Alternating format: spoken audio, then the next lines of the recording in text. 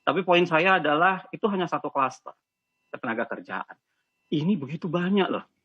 79 undang-undang. Saya bayangkan stakeholder-nya banyak sekali. Banyak sekali yang terlibat. Saya nggak tahu sejauh mana mereka didengarkan.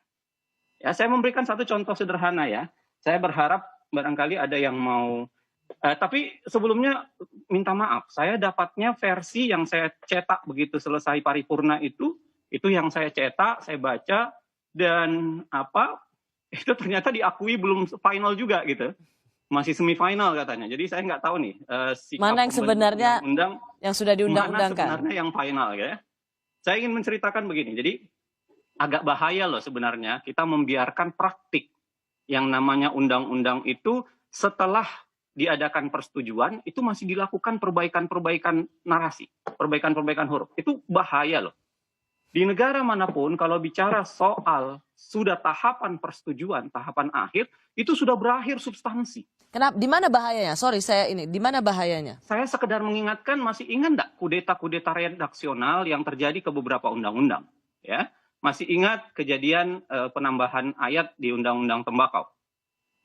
Kita tentu harusnya teman-teman masih ingat nih. Masih ingatkah penambahan begitu banyak misalnya perdebatan soal usia 50 hakim usia 50 KPK.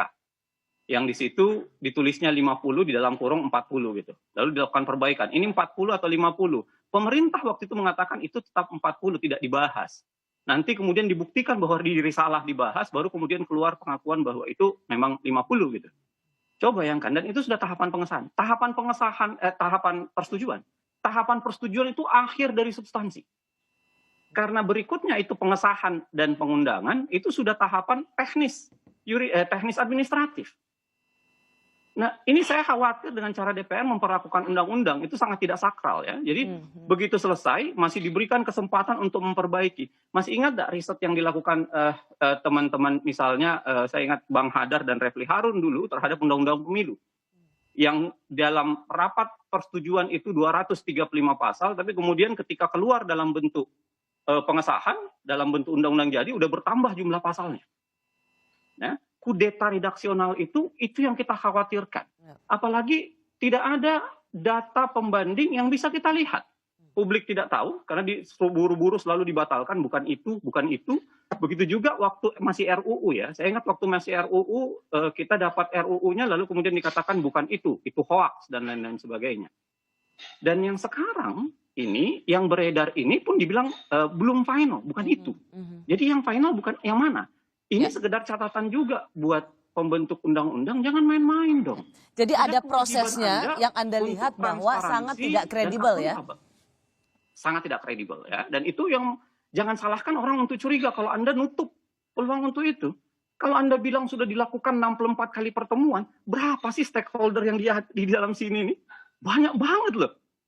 Jangan misalnya ya, nanti saya sebutkan pasalnya. Saya minta pendapat Pak Adgas dan lain-lain sebagainya yang paham di sini.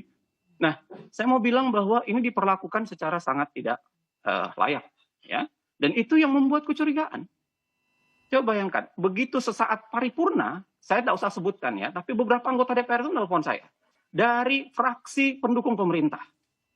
Jadi jangan bilang dari fraksi oposisi ya, pendukung pemerintah yang mengatakan, Mas, kok bisa paripurna kami tidak mendapatkan draft akhir? Kami tidak dapat draftnya. Dari mana kami bisa nilai ini kalau kemudian draftnya tidak ada? Lah, masalah itu adalah masalah DPR menurut saya. Tapi kemudian itu pun terjadi karena kewajiban untuk transparansi itu wajib. Oke.